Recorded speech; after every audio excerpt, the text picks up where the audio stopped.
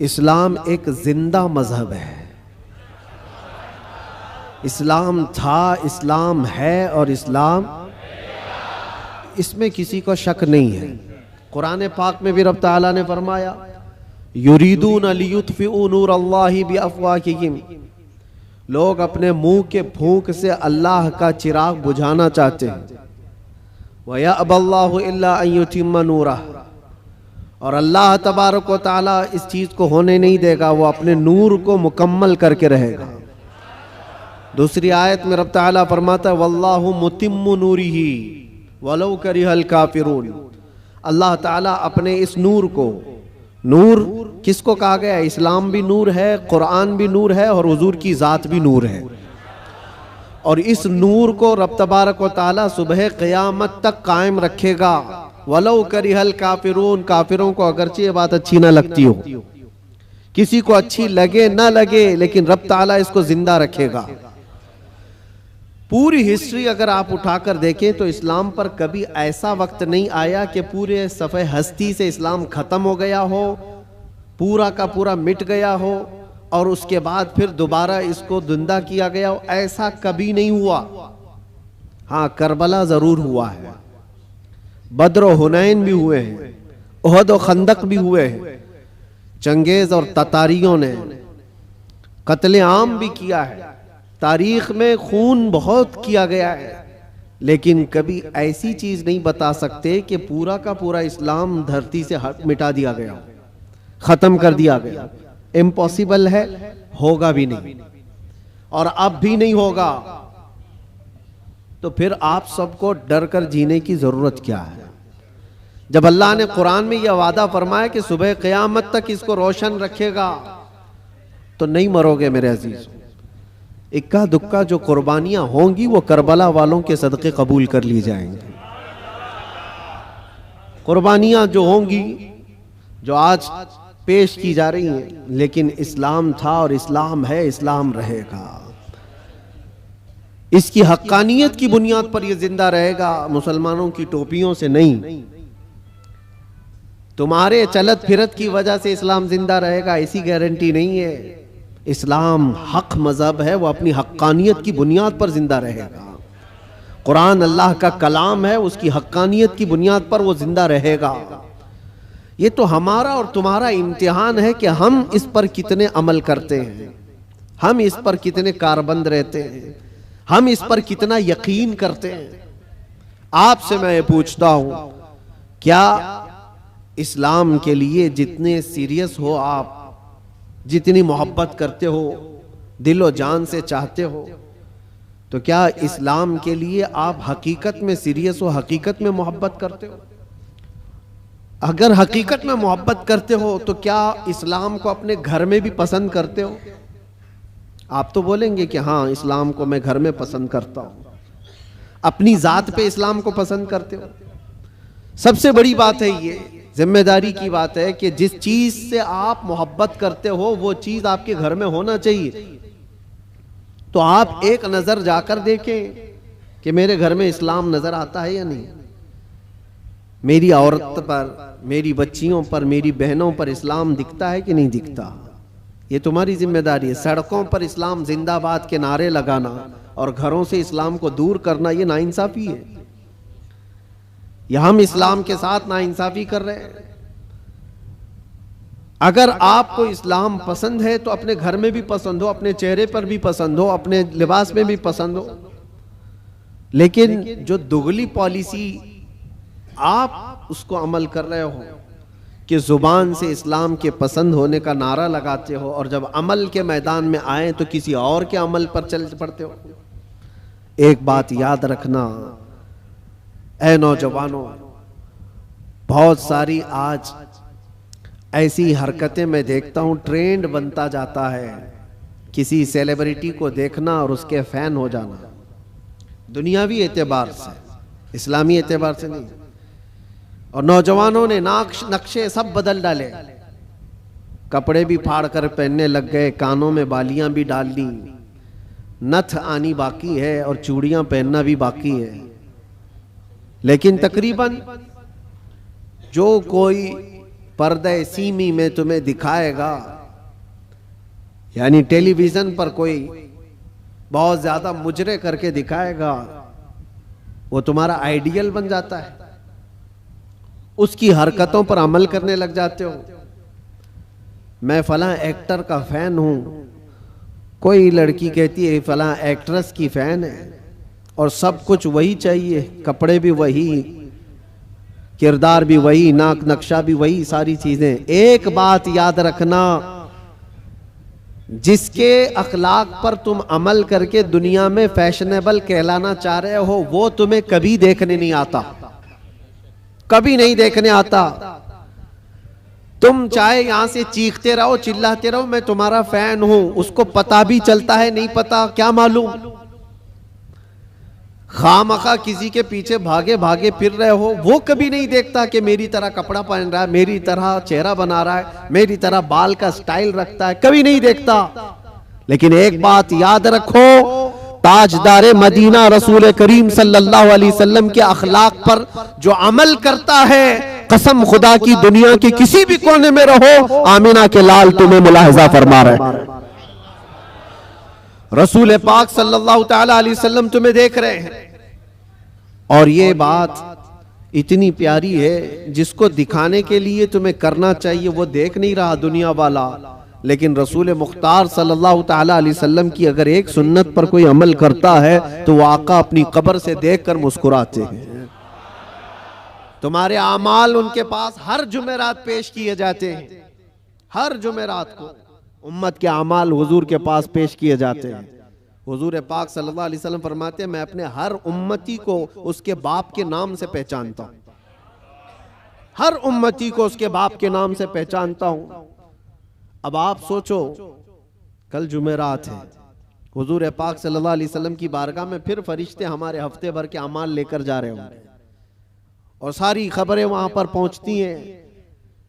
अल्लाह के नबी सल्लल्लाहु ताला अलैहि वसल्लम फरमाते हैं, अगर अच्छे अमाल मेरे पास आए तो मैं खुश हो जाता हूं, अल्लाह का शुक्र बजा लाता हूं, और बुरे अमाल मुझ तक पहुंचाए जाते हैं तो गम होता है और मैं इस्तिग़फ़ार करता हूं।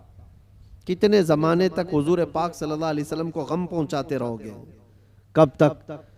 इसीलिए मेरे अजीजों, आज के दौर में खास तौर पर ऐसे जो हालात आते हैं, ईद, बकरीद, मीलाद या जो भी ओकेशंस आते हैं, इसमें तुम्हारी जिम्मेदारियां बढ़ जाती हैं। तुम्हारे अखलाक और किरदार पर पूरी दुनिया नजर रखती है, हर एक देखना चाहती है, और हकीकत में देखा जाए तो तुम हुजूर पाक सल्लल्लाहु ताला अलैहि वसल्लम के तर्जुमान हो। तुम्हारे अखलाक देखकर लोग हुजूर को पढ़ने की कोशिश करें।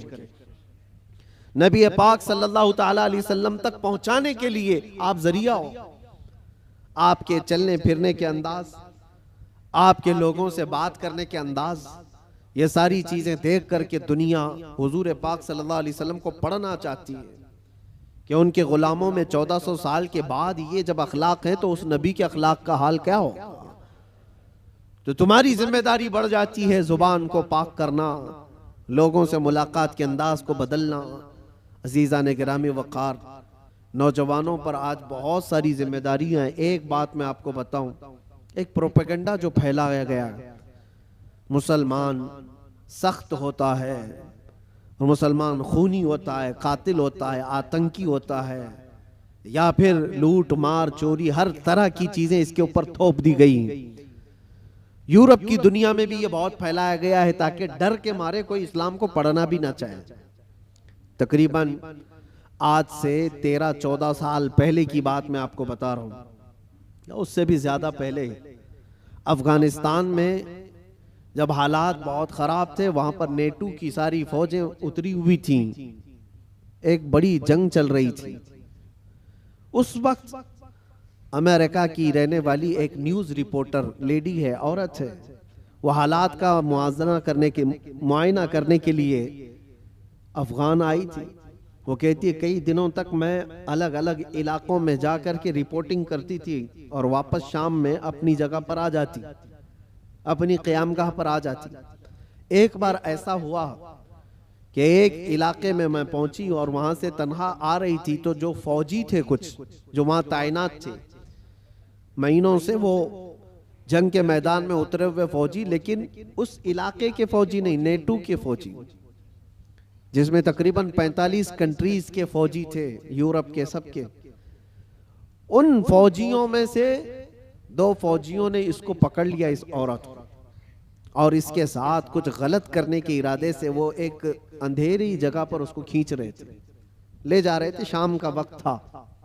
इत्तेफाक ऐसा कि 2 नौजवान मस्जिद की तरफ जा रहे थे, मोमिनीन में से 2 नौजवान वहां से गुजर रहे थे।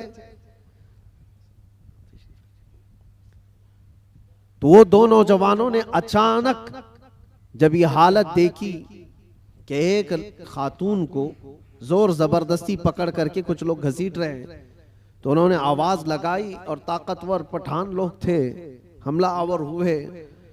तो फौजी चूंकि गलत नीयत से उसके साथ बदतमीजी कर रहे थे, छोड़ करके भाग गए जब तक उस औरत के कपड़े उपड़े फटे हुए थे, हालत बुरी थी। लेकिन ये 2 नौजवान मुसलमान थे, दाढ़ी टोपी वाले, उस खातून को वहां से आजाद कराया और अपने तरफ ले लिया, अपने पास ले लिया। ये खातून कहती है कि मुझे तो ज्यादा डर लग गया कि ये वहशी मुसलमानों के हाथ में आ गई, अब पता नहीं क्या करेंगे, सीधे ज़बह करते हैं लोग। क्योंकि बचपन से प्रोपेगेंडा दिमाग में था, अमेरिका की रहने वाली, उसके दिमाग में यही सारी चीजें भरी गई थी। मुसलमान सख्त होता है, कातिल होता है, आतंकी होता है, लुटेरा होता है, न जाने क्या क्या चीजें फैलाई गई हैं।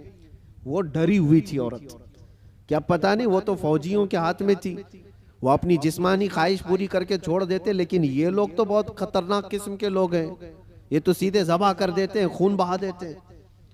डरी सहमी हुई उन 2 नौजवानों के हाथ में तो आ गई, लेकिन वो 2 नौजवान लेकर गए एक कमरे में, इस खातून को बंद कर दिया और ताला लगा दिया, बंद कर दिया। ये डरी थी शायद मेरी मौत का कोई परवाना आने वाला है, या कुछ भी मेरे साथ किया जा सकता है, या हो सकता है मुझे किडनैप करके हमारे मुल्क से कुछ मेरे बदले में मांगने वाले हो।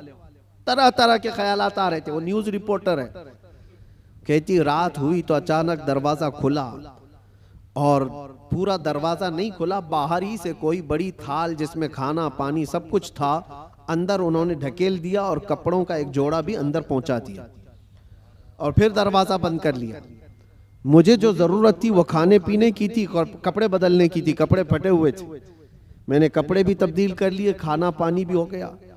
दूसरे दिन भी बराबर वक्त पर दरवाजा थोड़ा सा खुलता और खाना आ जाता, फिर बंद हो जाता, जो जरूरत की चीज थी। लेकिन कोई जवान अंदर नहीं आ रहा है, कोई जवान अंदर नहीं आता, दरवाजा बाहर से बंद होता है।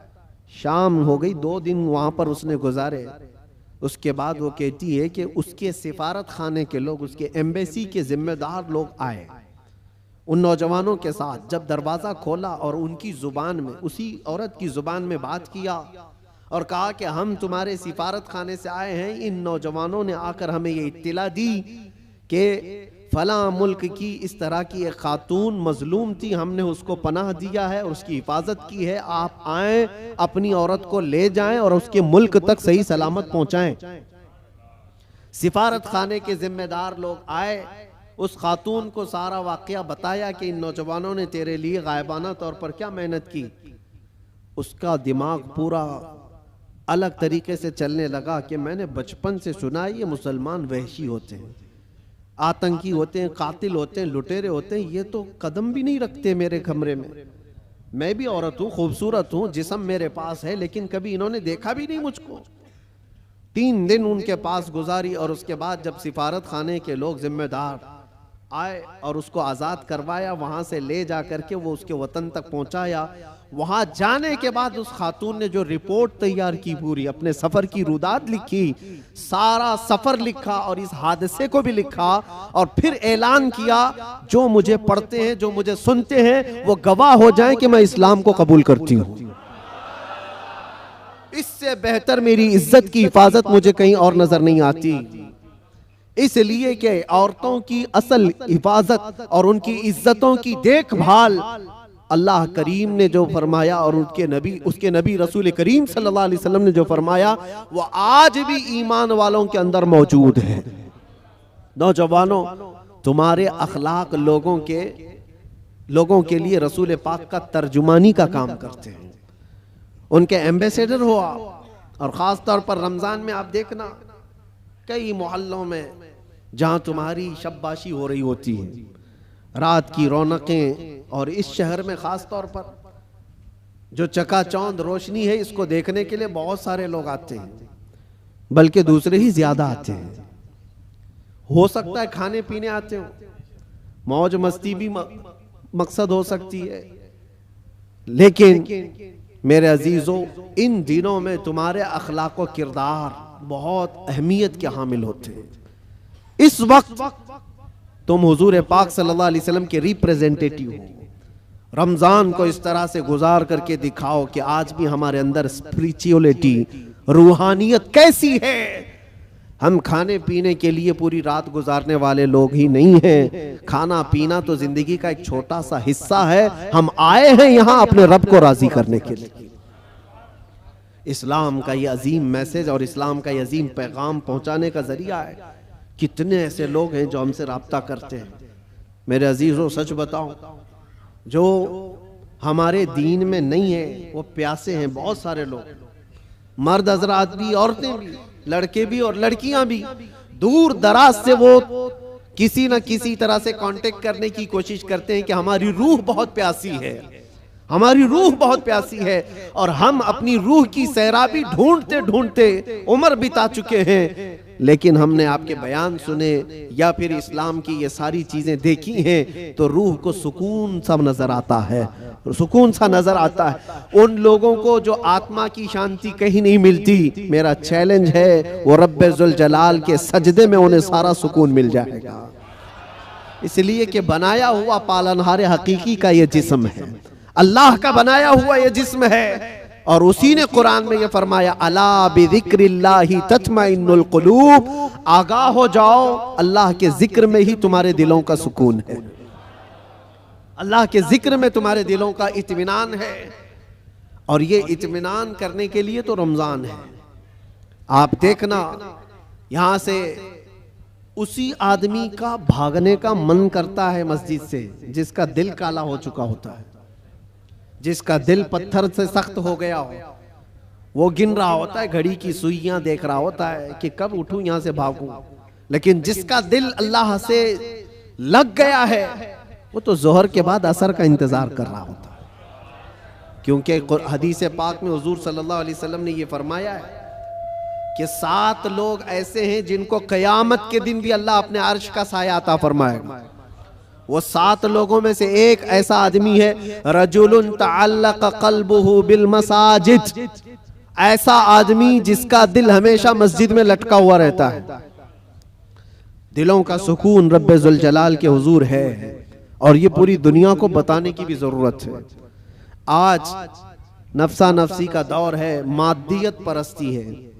लोग आज चाहे वो जितने भी चमत्कार देख करके भागें, लेकिन मेरा एक यकीन है मेरे अजीजों, रूह का सुकून उन्हें कहीं नहीं मिलता। पैसे भी बर्बाद किए हुए बहुत सारे लोग हैं, दौलत को बेहिसाब खर्च करके अपना हराम ढूंढने वालों को भी मैं जानता हूं, लेकिन फिर भी उनको वो रूहानी सुकून नहीं मिलता। क्योंकि हमें यकीन है कि ये पूरी जो बॉडी है, ये पूरा जो जिस्म है, किसी और ने नहीं बनाया, अल्लाह रब्बुल इज्जत ने बनाया, और वही बेहतर जानता है। और उसी की तरफ से अगर कल्ब को सुकून मिला तो मिल सकता है, बाकी कोई ताकत तुम्हें सुकून नहीं दे सकती, कोई ताकत नहीं। कोरिया का एक शख्स बहुत मालदार, बल्कि मैं आपको बताऊं, मुल्क का ऐसा मालदार जो मुल्क की हुकूमतें बदल देता। मैं पूरे नाम के साथ तफसील में नहीं जा रहा हूं, लेकिन वो एक बहुत बड़ी मोबाइल कंपनी का मालिक, पूरी दुनिया को मोबाइल पहुंचाया, सारी चीजें किया, लेकिन उसका आखिरी वक्त आप अगर मुताला करोगे तो बेचारा ऐसा बिस्तर पर आ गया कि एक रोटी उसके हलक में नहीं जा पाती थी। उसका बेटा उसकी जगह लिया, लेकिन डॉक्टर्स की जो फीस बताई जाती है ना, जो खर्चा होता है, वो एक डॉक्टर को पर डे वो लोग 1 करोड़ रुपए खर्च करने को तैयार थे। कि कोई इसको बिस्तर से उठाए बिठाए, माल की कोई कमी नहीं, समंदर जैसा उनके पास पैसा, उनका हिसाब ना हो, बेहिसाब, लेकिन एक शख्स को बिस्तर से उठाने के लिए वो सारी दौलत खर्चा करने को तैयार है। लेकिन कोई डॉक्टर 4 साल तक उस बंदे को उठा नहीं सका। वो कोमा की हालत में रहा। जिस हालत में रहा, 4 साल के बाद करोड़ों की फीस लेकर डॉक्टरों ने हाथ उठा दिया और कहा यह हमारे बस का काम नहीं है, खत्म हो चुका है। यहां याद रखो ऐ नौजवानों, दुनिया में कोई ताकत न तुम्हें खड़ा कर सकती है न बिठा सकती है। कुरान में रब ताला फरमाता है वइन यमसस्कल्लाहु बिदुर्रिन फला काशिफ लहू इल्ला हू वइन यमसस्क बिखैरिन फला राद्द लिफज़लिही युसीबु बिही मन यशाउ मिन इबादिही। यह आयत अक्सर हम जेल में भी पढ़ा करते थे। अल्लाह ताला कुरान में फरमाता है अगर अल्लाह रब्बुल इज्जत किसी को कोई मुसीबत दे दे, पूरी दुनिया मिलकर के वो मुसीबत हटा नहीं सकती, और अल्लाह किसी को नवाज दे तो पूरी दुनिया मिलकर के भी उस नवाजिश को रोक नहीं सकती, नहीं रोक सकती। और ये सारा इत्मीनान क़ल्ब उसी बारगाह में मौजूद है, उसी रब्बुल आलमीन की बारगाह में मौजूद है। आज तुम्हें वापस बुलाने के लिए ये मस्जिदें पुकार रही हैं, ख़ास तौर पर रमज़ान में माहौल वैसी बन जाता है। अल्लाह ताला बंदों से इतना प्यार करता है। देखें तुम्हारी सहूलत के लिए चांद दिखते ही शैतानों को कैद कर लिया गया कि कोई ना आए इन बंदों को बहकाने के लिए। सिर्फ शयातीन का ही नहीं, शयातीन का ही नहीं, हदीस पाक में मिलता है जो सरकश जिन्नात हैं उनको भी कैद किया जाता है। वो भी जबरदस्ती किसी पर चढ़ाई करके जो परेशान करते हैं, हिंदुस्तान में ज्यादा करते हैं लगता है, क्योंकि ये जो आसेब आते हैं, क्योंकि बाबा यहाँ ज्यादा हैं तो जिन्नात भी यहाँ ज्यादा है, क्योंकि हर गली में किसी बाबा की दुकान है। और जिन्नात भी यही सोच कर के आते होंगे कि इनका धंधा चलने लगे यहीं से।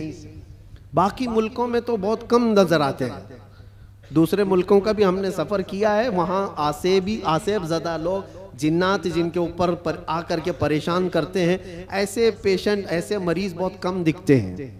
वो मुझे अभी तक पता नहीं वजह क्या है कि जिन्नात हिंदुस्तान में ज्यादा क्यों है, जो लोगों के ऊपर चढ़ते हैं, सवार होते हैं। खैर, और अगर कोई रमजान में भी ये आसेबी मामलात का शिकार हो करके या बीमार ज़्यादा लगता है, तो मुझे नहीं लगता कि हकीकत में उस पर कोई जिन्नात है। ये तो हदीस पाक में है कि जो सरकश जिन्नात हैं, चांद दिखते ही रमजान के उनको कैद कर लिया जाता है। फिर क्या चीज है तुम्हारे पास जो तुम्हें बहका कर ले जाए? शयातीन नहीं है, जिन्नात नहीं है, माहौल रब ताला ने साजगार करके दिया है तुम्हें। तुम रातें इसके क़याम करो, इसके दिन में रोजे रखो, और फिर इतना ही नहीं बल्कि ड्यूटी लगा दी गई हो कि रोजा रखना है, नमाज पढ़ना है, उस पर अजर का इतना बड़ा वादा किया गया, इतना बड़ा वादा किया गया। हदीस पाक में मिलता है मन कामा फी रमज़ान ईमानन व एहतिसाबन गुफ़िर लहू मा तक़द्दम मिन ज़ंबि औ कमा क़ाल रसूलुल्लाह सल्लल्लाहु अलैहि वसल्लम। जिसने रमजान की रात को क़याम किया ईमान के साथ, पीछे जो कुछ भी किया था सब अल्लाह माफ फरमाएगा, जो कुछ भी किया हो सब माफ कर दिया जाएगा। इसमें यह नहीं कहा गया है कि छोटा बड़ा अलग अलग, बल्कि जो कुछ भी उससे हुआ है अब तक अल्लाह माफ फरमाएगा। इतने बड़े अजर का वादा है। रमज़ान तुम्हें पाक करने के लिए आया, रमज़ानुल मुबारक तुम्हें रब ताला के करीब करने के लिए आया। रोजे भी फर्ज किया रब ताला ने तो ये फरमाया लअल्लकुम तत्तकून, तुम पर रोजे इसलिए फर्ज किए गए कि तुम्हें तकवा आ जाए, तुम परहेजगार बन जाओ। तो रब तबारक व ताला का ये हुक्म है। हम तो माइल बकरम है, कोई साइल ही नहीं। रोज इसकी रातों पर रब ताला निदा फरमाता है, कोई मुझसे बख्शिश तलब करे मैं उसे माफ करूं। लेकिन लोग कहां पर हैं? बहुत सारे हालात ऐसे बिगड़े हुए हैं कि तुम्हारी रातें बख्शिश तलब करने की थी, तुम कैरम बोर्ड पे बैठे हुए हो, रात भर बकरे लड़ा रहे हो, मुर्गे लड़ा रहे हो, चेस खेल रहे हो, क्रिकेट के फुटबॉल के ग्राउंड सजाए जाते हैं। ये रमजान इसके लिए आता है। अफसोस है, मैं तो कहता हूं उन लोगों पर तुफ है, लानत है। रमजान को भी इंटरटेनमेंट का जरिया बना दिया। लोग तो, हमारे बुजुर्गों में पहले ये होता था, बुजुर्गों की का मतलब औलिया कामिलीन की बात नहीं कर रहा हूं, घर के बड़ों का भी हाल था। अब तक बहुत सारे घरों में रमजान के आते ही टीवी पर पूरा पर्दा डाल देते थे, चादर उड़ा देते थे, बहुत सारी चीजें। रमजान आ गया है, घर की सफाई हो जाती थी। रमजान आ गया है, कोई ऐसी चीजें ना रखी जाए घर के अंदर, बहुत सारे एहतमाम होता था। और तुम्हें पता है इसके एहतराम पर अल्लाह तबारक व तआला जन्नत अता फरमाता है।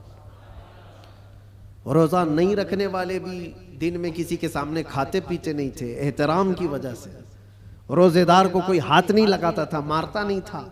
ये बुजुर्गों की तालीमात होती थी कि ना हाथ नहीं लगाना, मारना नहीं, रोजादार है। ये सारा एहतराम कहां चला गया?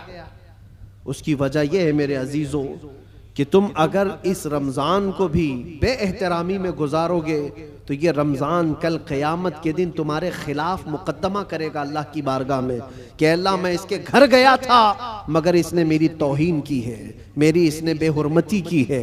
और हुजूर पाक सल्लल्लाहु अलैहि वसल्लम फरमाते हैं क़यामत के दिन जिसके खिलाफ रमजान खड़ा हो गया उसको दोज़ख में जाना जरूरी हो जाएगा। रमजान अगर किसी के खिलाफ खड़ा हो गया तो अपने खिलाफ रमजान को खड़े होने ना दो, अपनी हिमायत में खड़े होने दो। कल रमजान आए क़यामत के दिन और तुम्हारी सिफारिश करे कि मौला ये मेरी रातों को जागता था, ये मेरे दिन को तिलावत कुरान करता था, रोजे रखता था, गुरबा और मसाकीन में खैरात करता था, तुम्हारी नेकियों की गवाही खुद रमजान देगा। और हुजूर ने यह भी फरमाया कि जिसके हक में कुरान और रमजान सिफारिश कर दे उसका जन्नत में जाना वाजिब है। अजीज़ान गिरामी वक़ार, बस मैं खुलासा कलाम सिर्फ इतना अर्ज करना चाहूँगा कि दीन जो तुम तक पहुँचा है इस चीज़ पर आज ख़ास तवज्जो के साथ मैं अर्ज करना चाहता हूँ। ये बड़ी मशक्क़तों के साथ तुम तक पहुँचा हुआ है। ये नहीं कि फूलों की सेज पर सज कर तुम्हारे घर में आ गया। बहुत मशक्क़तें उठाई गई हैं इसके पीछे, दीन तुम्हारे घरों तक जो पहुँचा है। ये अज़ानें जो सलामत हैं, ये जो नमाजों की रूहानियत और ये जो नूरानियत बाकी है, इस पर बुजुर्गों की कुर्बानियाँ हैं, बहुत सारी कुर्बानियाँ हैं। इस दीन के इस असल चेहरे को बाकी रखना आज हर जवान की जिम्मेदारी है। तुम क्या समझते हो यहाँ माइक पर बैठे हुए मौलाना साहब इनकी जिम्मेदारी है इस्लाम की तबलीग करना? बल्कि हर मुसलमान पर यह जिम्मेदारी है वो अपने अखलाक और किरदार से इस्लाम का रिप्रेजेंटेटिव है। तुम्हारी जिम्मेदारी है इसको सही सलामत बचा रखना अपने घरों में। दूसरे क्या क्या कर रहे हैं इसकी तरफ अभी छोड़ दो, कीड़े वैसे ही मर जाएंगे। मौसम पर कीड़े आते हैं, होता है ना, कोई एक मौसम आता है बारिश से पहले बहुत कीड़े दिखते हैं, कोई इलाज ही नहीं होता। क्या किया जाए, क्या किया जाए? उनका इलाज इतना ही होता है मौसम जाए तो खत्म ही होते हैं। वैसे ही इस्लाम के मुतालिक, कुरान के मुतालिक, नबी पाक सल्लल्लाहु अलैहि वसल्लम की ज़ात के मुतालिक हर्जा सराई करने वाले, दुश्मनी पैदा करने वाले हर ज़माने में आते हैं, लेकिन उनका एक ख़ास मौसम होता है। उसके बाद फिर इस्लाम उसी आबो ताब के साथ चमकता रहता है। इस्लाम वैसे ही चमकता रहेगा। ना इसको चंगेज हिला पाया, ना इसको हलाकू हिला पाया, ना इसको बड़े बड़े ताकतवर हिला पाए। 50 लाख लोगों का जिसने कत्ल किया, चंगेज वगैरह जो तारीख आप देखें, 50 लाख से ज्यादा लोगों का कत्ल जिन्होंने किया, यही सोच करके किया था ना इस धरती से पूरा मिटा दिया जाए, सफ़ह-ए-हस्ती से खत्म कर दिया जाए। हैरत की बात है जिस फौज ने बगदाद पर हमला किया था वही फौज दायरे इस्लाम में दाखिल हुई थी।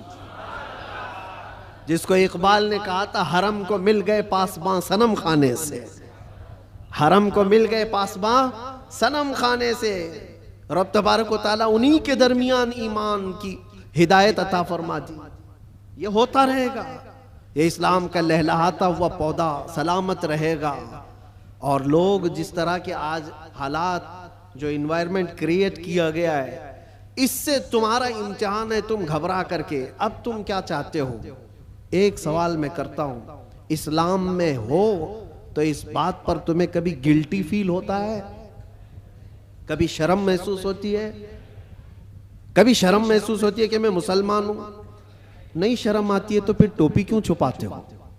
अगर शर्म नहीं आती है तो फिर दाढ़ी क्यों निकाल फेंकते हो? क्यों? अगर तुम्हें इस्लाम पर कायम रहने में फख्र महसूस होता है तो खुल करके इस्लाम पर अमल करो, खुल करके।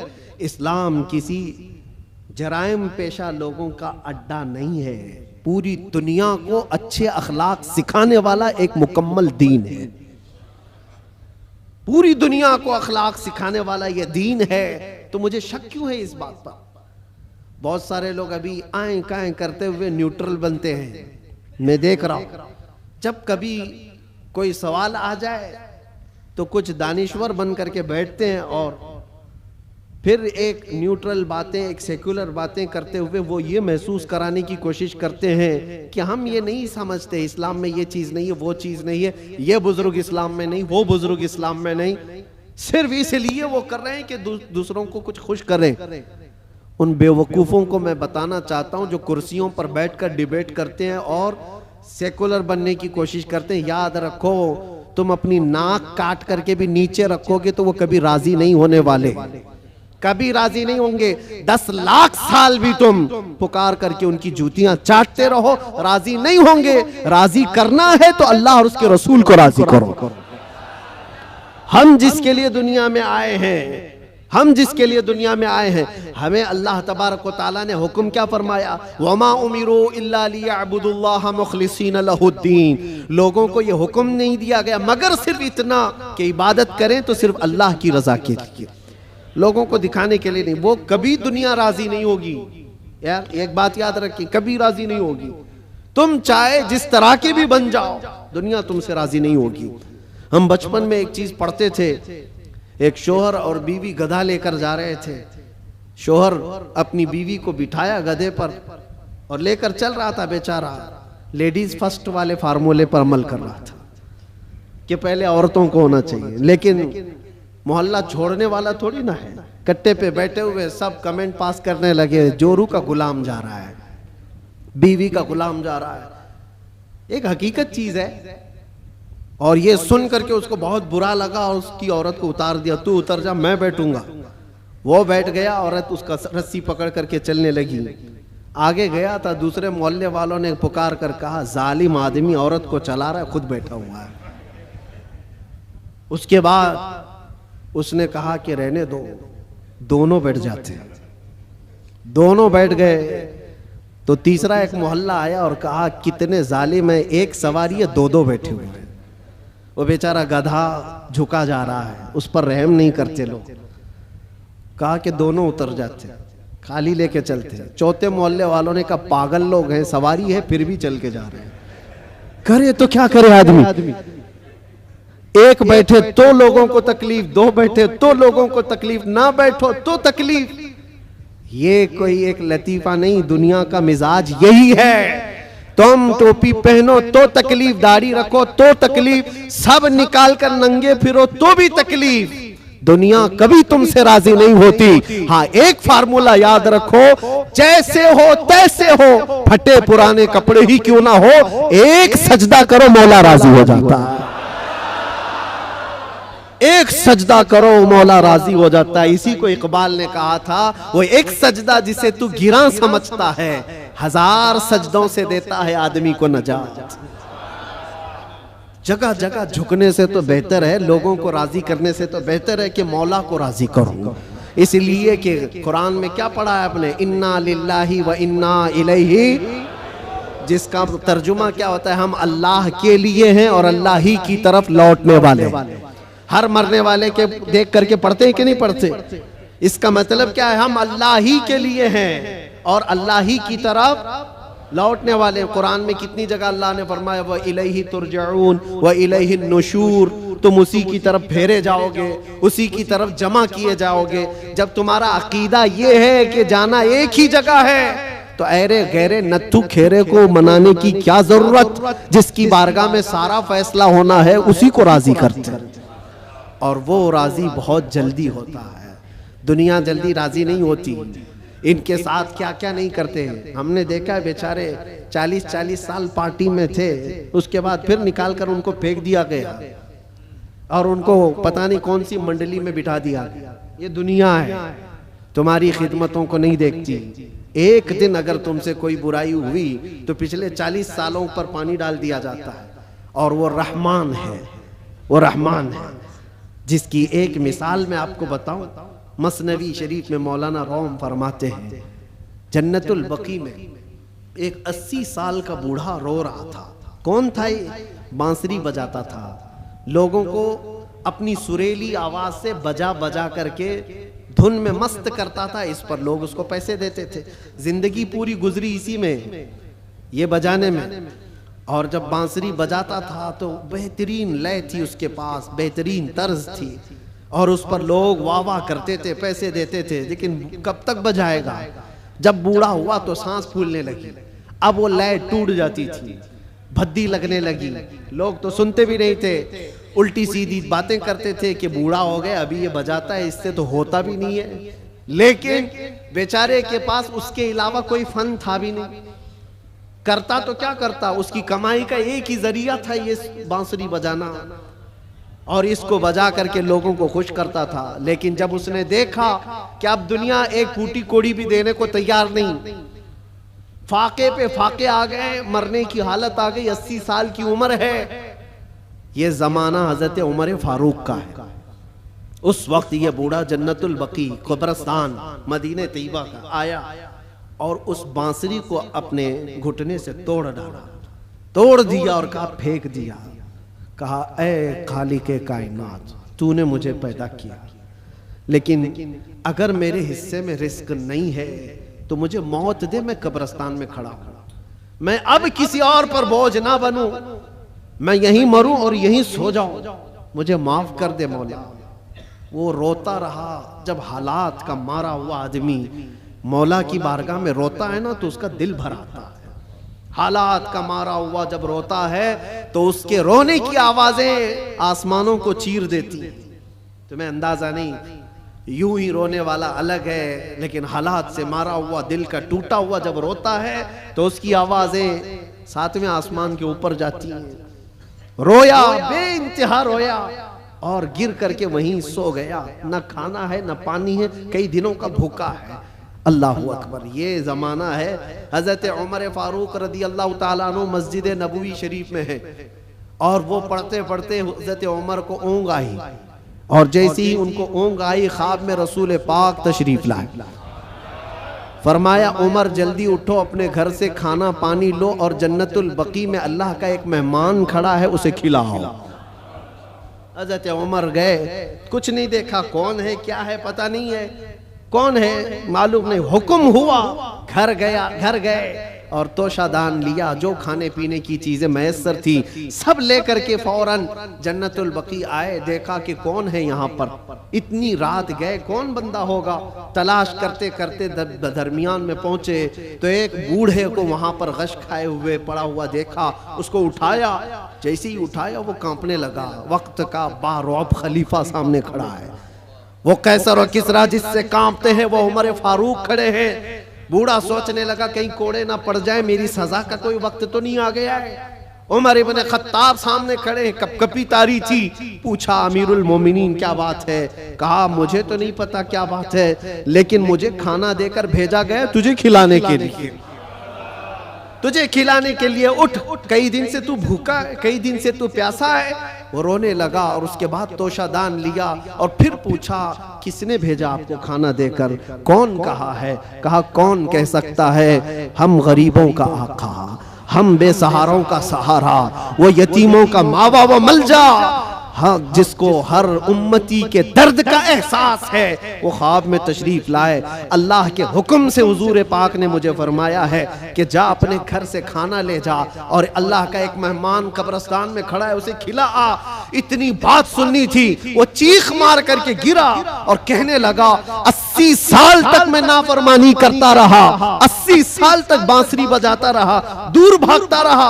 आज एक दिन क्या उस रहमान को मैंने पुकारा, वो 80 साल की सारी चीजों को छोड़ दिया और मेरे पेट भरने के लिए वक्त के खलीफा को भेज दिया। उस रहमान का, उस अरहमुर राहिमीन का ये मजहर है मेरे अजीजों। आप क्या समझते हैं दुनिया को मनाते रह जाओ?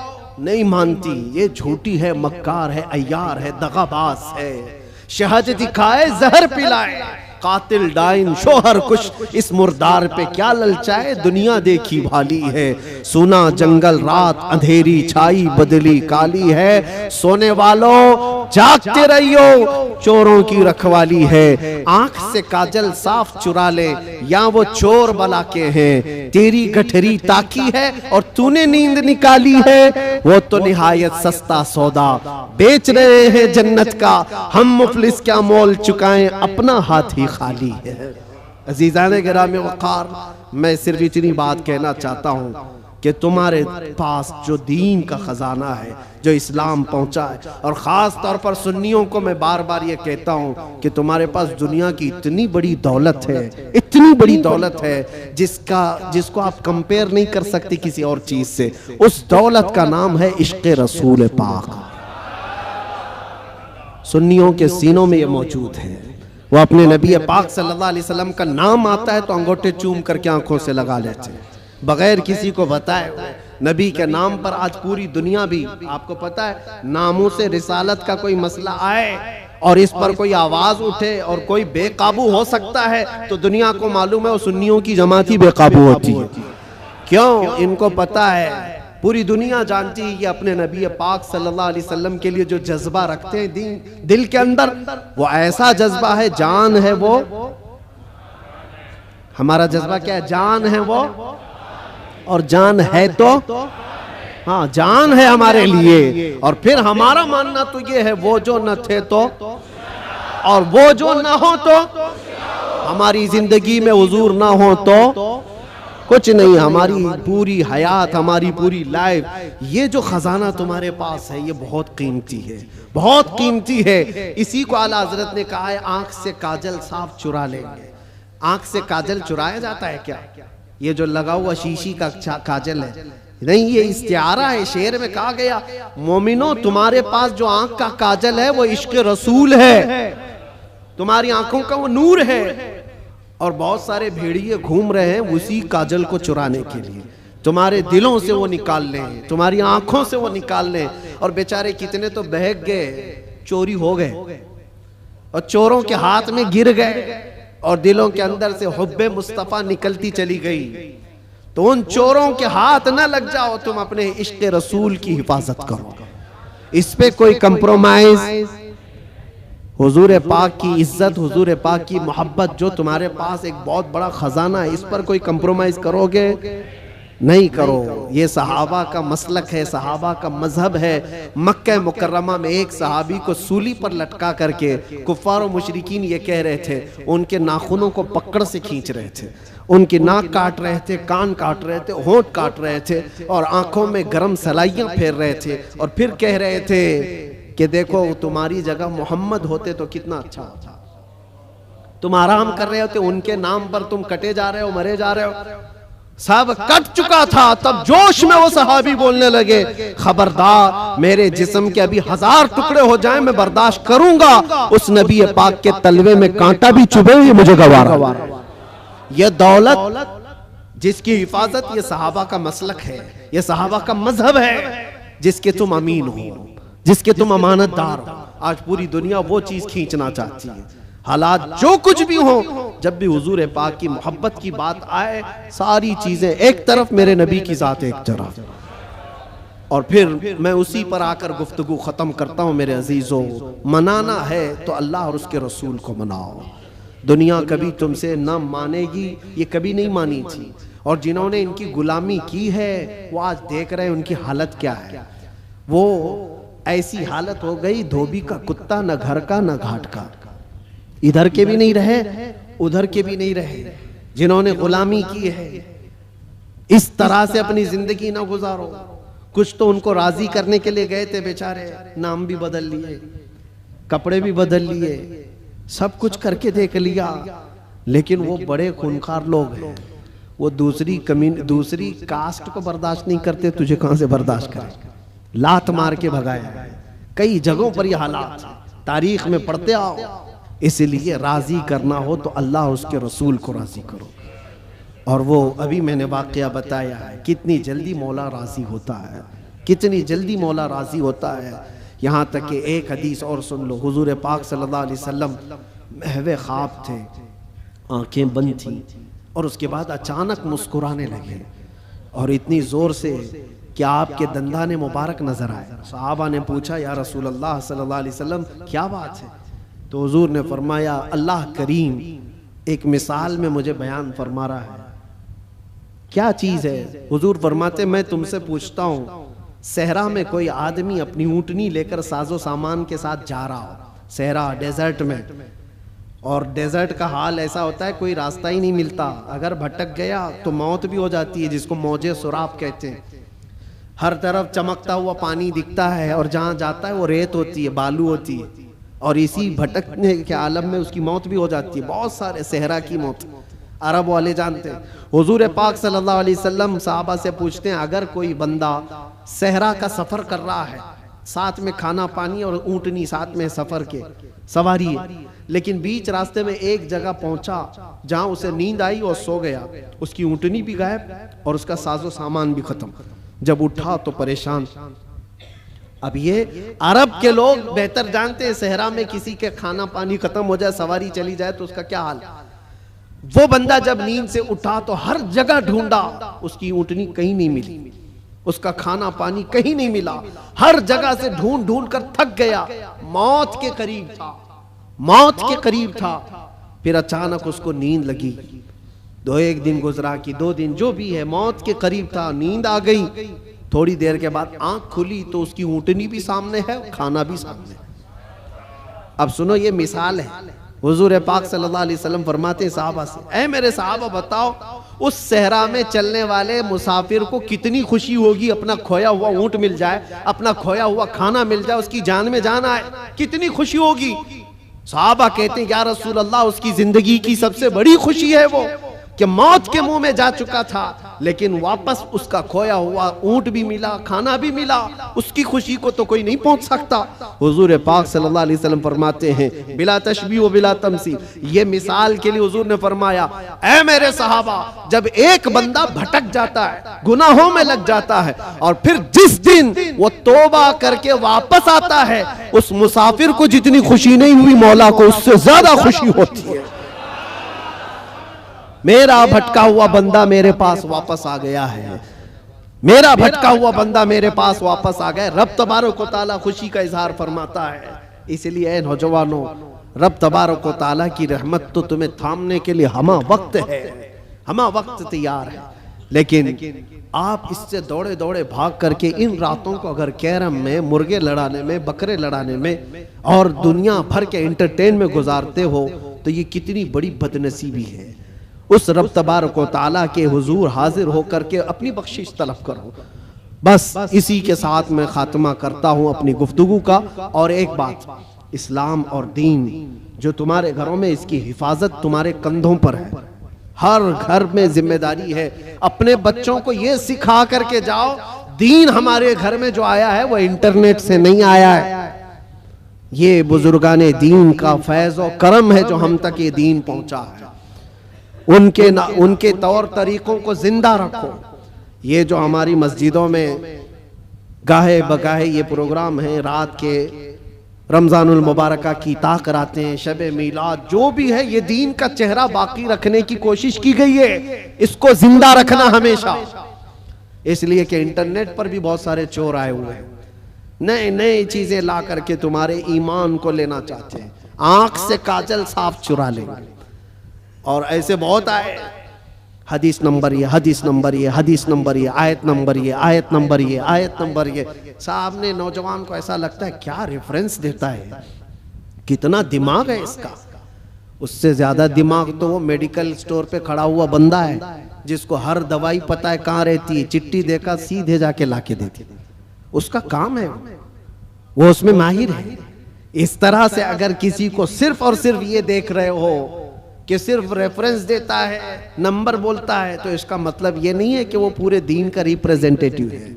जरूरी नहीं। तुम तक जो दीन पहुंचा है, मैं यार ये देखना कि अगर गौसो ख्वाजा की मोहब्बत सलामत है, अगर सहाबा व ताबईन की मोहब्बत सलामत है, तो ये दीन का सही रास्ता है। इसलिए कि रब तबारक व तआला ने भी यही फरमाया है, दुआ यही करो उस रास्ते पर अल्लाह हमें चला जिस पर चलने वालों पर तूने इनाम नाजिल फरमाया। इनाम किस पर नाजिल हुआ है? सिद्दीक अकबर पर हुआ है, फारूक आजम पर हुआ है, उस्मान गनी पर हुआ है, हैदर कर्रार पर हुआ है। हसनैन के रास्ते पर चलने वाले पर इनाम नाजिल हुआ है। वो सहाबा ताबईन औलिया कामिलीन के रास्ते पर चलने वालों पर इनाम नाजिल हुआ है। उसी रास्ते का नाम गौस का रास्ता है, उसी रास्ते का नाम गरीब नवाज का रास्ता है, उसी रास्ते का नाम मसलक आला हजरत है।